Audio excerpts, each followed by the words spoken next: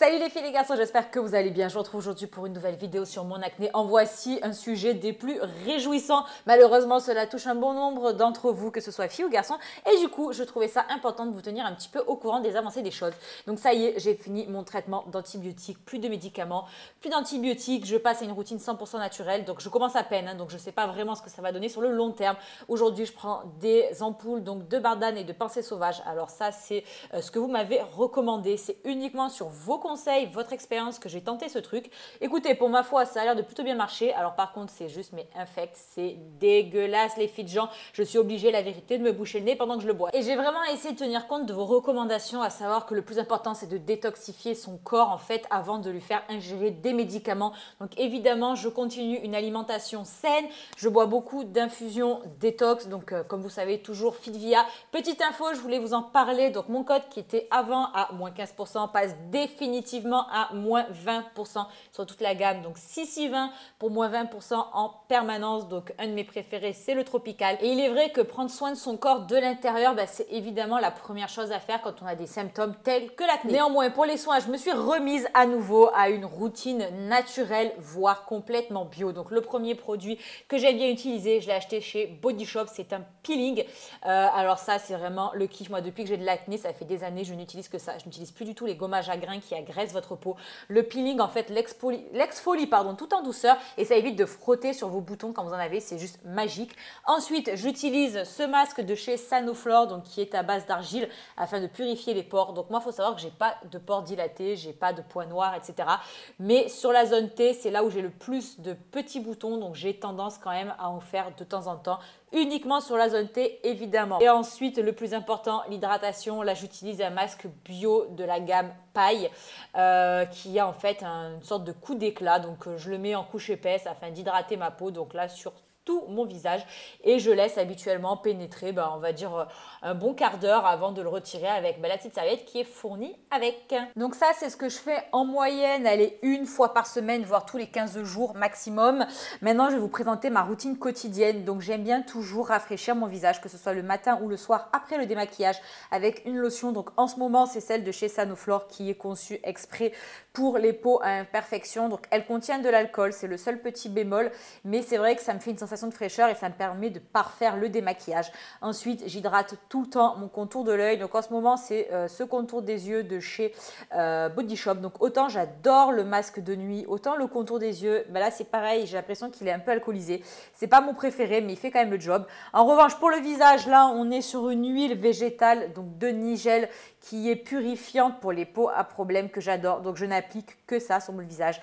Je masse et moi qui ai une peau à tendance très déshydratée et normale, pas du tout sèche, je trouve que ça fait des miracles. Ça ne va pas vous faire graisser, ça ne me fait pas apparaître de boutons et au contraire, en fait, ça protège ma peau du dessèchement.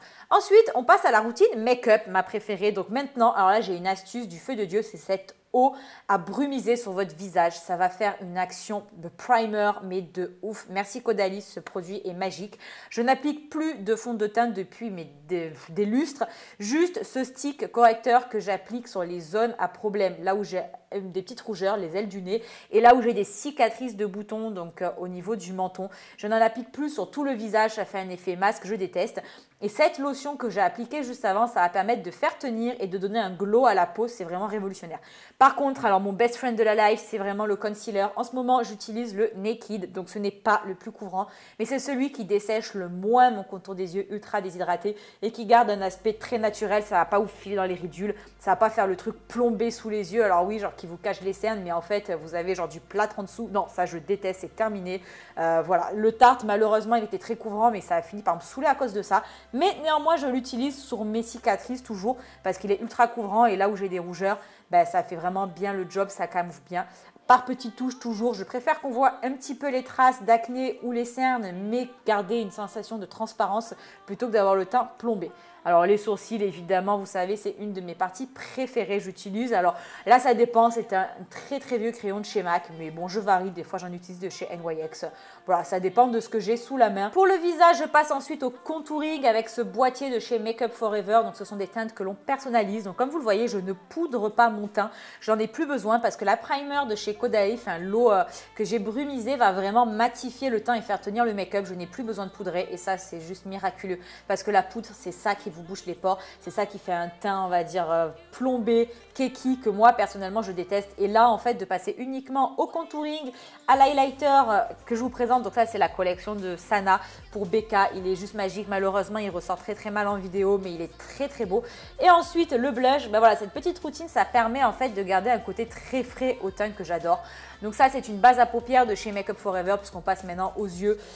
C'est ultra important. C'est vrai que je ne fais pas tous les jours hein, parce que ça, c'est vraiment un petit peu mon maquillage complet. Mais quand vous mettez des fards à paupières, ça fait toute la différence. Là, j'utilise également la nouvelle palette de chez MUF que j'adore. Alors, quand elle est sortie, je me suis dit, allez, encore une éternelle palette en mode Naked revisitée.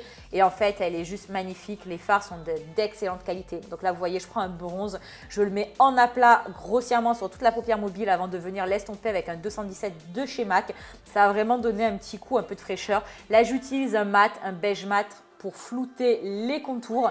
Et je termine ensuite voilà, avec un gros pinceau. Alors celui-là, je ne sais plus quelle est la référence, 224 je crois, mais j'ai un doute.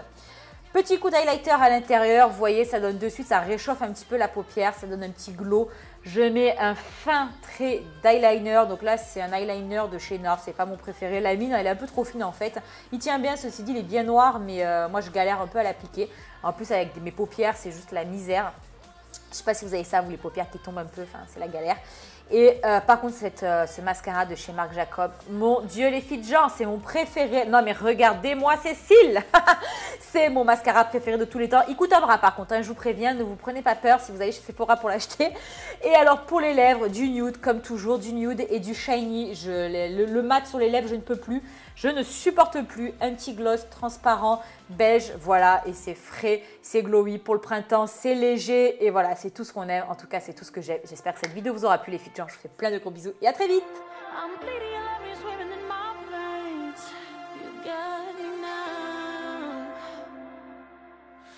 Waiting for a lifetime for you.